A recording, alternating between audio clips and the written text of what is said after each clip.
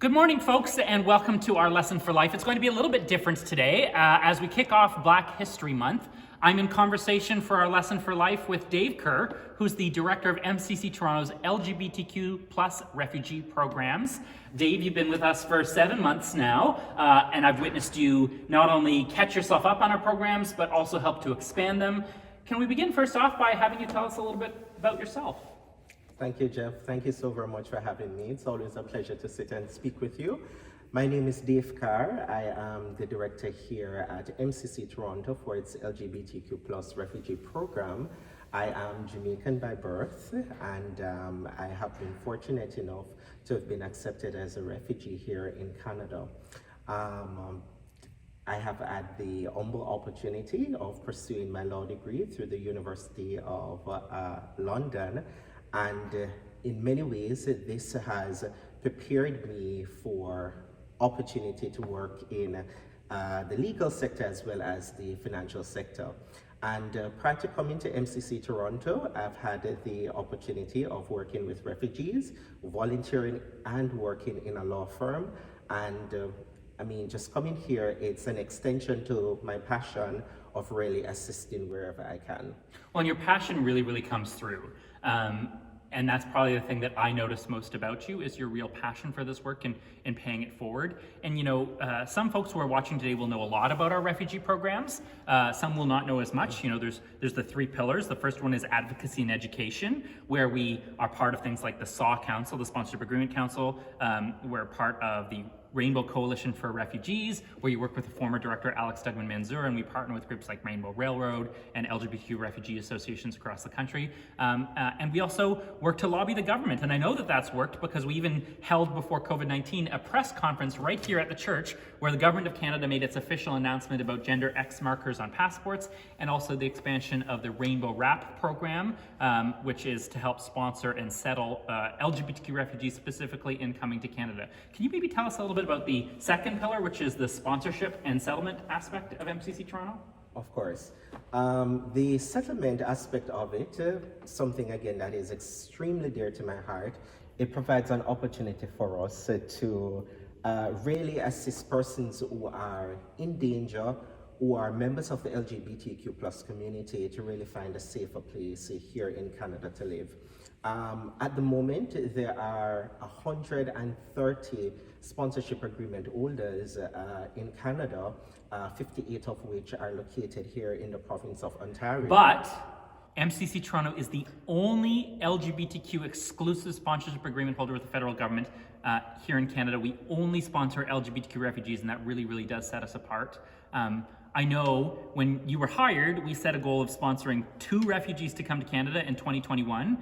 Because of your hard work, we ended up sponsoring 6 refugees and creating 6 sponsorship teams. The year before that, in 2020, we sponsored 12 refugee groups. But I know that we're right now looking at expanding our sponsorship teams. Can you talk a little bit about the current situation in Afghanistan and how people can get involved in the settlement and sponsorship part of our work? So in recent time, Afghanistan has made the news quite often because of the fact that the Taliban have taken control of Afghan. And as you can imagine, Jeff, right now there is a lot of human rights violation, especially as it concerns members of the LGBTQ plus community. And one of the things that our government has done in keeping with its obligation under the 1951 treaty, they have reached out to say that they're willing to assist in sponsoring 40,000 Afghan nationals. And so for us here at MCC Toronto, we have committed to at least sponsoring for this year 2 to 3 persons. What we've seen, we've had a soft launch of our program, or Afghan National program, in December, and what we've seen is that at the moment there are 23 refugees who are on our waiting list. Right. So we agreed to sponsor 2 or 3 LGBTQ Afghan refugees, put a little portal on our website, and we've gotten 23 applicants already. I say this with a little bit of vulnerability, but on Grindr is a guy who's just arrived from Afghanistan who identifies as LGBTQ. He's looking for somebody to sponsor him. He's one of those 23 people that I've sent here to the church, because if we think that the government of Canada is sponsoring 40,000 Afghan refugees, and we think, maybe 10% are LGBTQ, that's 4,000, right? And if MCC Toronto can sponsor 2 or 3 or 4 or 5 or 6 or 7, what do we need to do to sponsor those refugees? How can somebody go about doing that? Yes, Jeff. The situation in Afghanistan right now is extremely heartbreaking. As you've seen, Afghanistan has been in the news quite often because the Taliban has taken over Afghanistan. And right now there are lots of human rights violations, especially as regards to members of the LGBTQ plus community. And so Canada, in response to these human rights violations, they have committed to assisting 40,000 Afghan nationals to resettle here in Canada. And if you think about 10% of them being LGBTQ, that's about 4,000 people, right? Now, my understanding is we have said we will sponsor something like 3 to 5 Afghan nationals over the next few years. And so we're looking to build 3 to 5 groups of 5 people to raise some funds. But can you tell us how many people in the last month have applied to MCC Toronto's Afghan response? So in the last month, at the moment we have approximately 23 persons who would have reached out to us. What it means, as you've said before, we now need the support of sponsors, a group of 5 individuals who will come forward and say, you know what, I'd be prepared to assist in resettlement of these refugees who desperately need our help. So you get a group of 5 friends together. You say, we're willing to sponsor a refugee for 1 year. It's a 1-year-long commitment. You might have to wait a few years before that person gets here. My understanding is you need to raise $18,250 per refugee, but with the Rainbow Wrap program, that covers 25%. There's grants like the Shapiro Foundation grant to help cover those costs. And we've got lots of congregants who've created teams of 5 and have found the fundraising aspect quite a bit of fun, hosting parties and gatherings and fundraising events. I personally think $18,250 to save a life is a pretty darn good bargain. So what's the ask to congregants then? What can congregants do? So the ask is really to get involved. Get involved. Firstly, get your group of 5 together. The group must be made up of 5 Canadians or permanent residents who are willing again to make this commitment to support the refugee for at least a year. $18,250 is the ask. But it's also assistance. You take them to doctor's appointments, you help them get acclimatized. It's a year-long commitment and personal support as well as financial support. Right, so not just the financial aspect, because that's one part of it. The major aspect of it will be helping with integration, simple stuff and things that we oftentimes take for granted. Opening bank accounts, taking someone to to their doctor's appointment, to join the library, and so on. Just general integration, because what we want is that when our refugees really come here to Canada, that they will feel welcomed, that they will feel self-sufficient, and they will be able to really just be empowered and thrive, and be good citizens of Canada. After that 1 year of support and sponsorship, then they're on their own and ready to survive in Canada. Well, and I know the third pillar of MCC Toronto's program is our peer support asylum seeker program. And those are a different type of refugees who have arrived in Canada. They've, whether it's at Pearson Airport or crossing on a border crossing saying, I'd like to seek asylum, they have to undergo a hearing to become a convention refugee. But those folks come without the support of a sponsorship team. They can't connect with the cultural communities that they've left behind because of their LGBTQ status. And I know COVID for those folks has been extraordinarily isolating. So can you talk a little bit about the peer support program? Yeah, I oftentimes say that, being a refugee is just a sheer bravery. Because, very often you come into a space where you do not have anyone to welcome you. You come to unfamiliar territories, right? You do not know what to expect. And so a lot of persons come, thinking that everything is going to be, all good and well, but There are lots and lots of challenges that refugees face on a day-to-day basis. Well, and especially our asylum seeker program, a lot of those folks are from countries like Uganda, Nigeria, Barbados, Bahamas, Jamaica, Kenya, South Sudan, and are largely Black. And it's Black History Month, and I think it's important for us to talk specifically about the experiences of Black refugees in Canada. So can you say a little bit about that? Yeah, so the experience has been tremendously, challenging.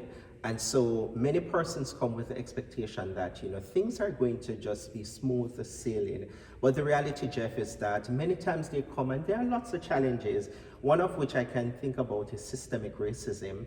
And by systemic racism, I'm talking about, issues that play into, broader things like, difficulty finding an apartment, the challenge of finding a suitable employment. You come with your qualifications from back home thinking that, okay, it's going to be very easy for me to get into law school, for me to get into nursing and so on. But there are real challenges getting in the system. And one of the things, even as I spoke on, challenges of getting, a suitable apartment, housing crisis, these sort of things. Landlords are very oftentimes, challenged with that decision. Do I rent to a Canadian-born child, or do I rent it to this Black new refugee who probably don't even have, proper documentation and so on? Who do I rent to? Yeah. So these are some of the real issues that they're faced with. Well, and I know many of the people in our refugee program, specifically our asylum seeker peer support program, live in far-fetched places like Whitby and Markham and the far edges of Mississauga, because those are the only places that they can get housing because of the systemic racism and the housing crisis within Toronto right now. Yeah. And it's interesting that through COVID, by going online with our programming, we've actually in some ways had more folks showing up, had people really build these really neat online connections. I was so delighted that this past fall we were able to have 2 community meals in our refugee program. I think the highlight of my fall was singing Shania Twain's Man, I Feel Like a Woman at karaoke with our refugee program. We had a lot of fun. But just building those social connections for our LGBTQ asylum seekers, I know is so essential.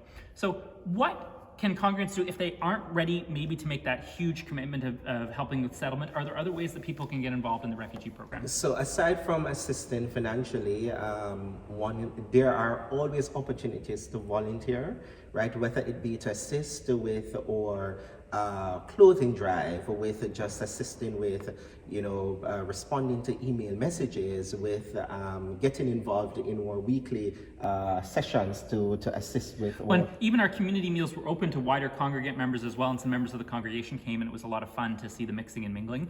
There's also the $10 a month club. Can you talk a little bit about that? Yes, so congregants do have the opportunity to contribute a minimum of $10 per month, or if you're feeling more generous and you want to be able to contribute more, of course you can. You can make lump sum contribution by simply visiting our website.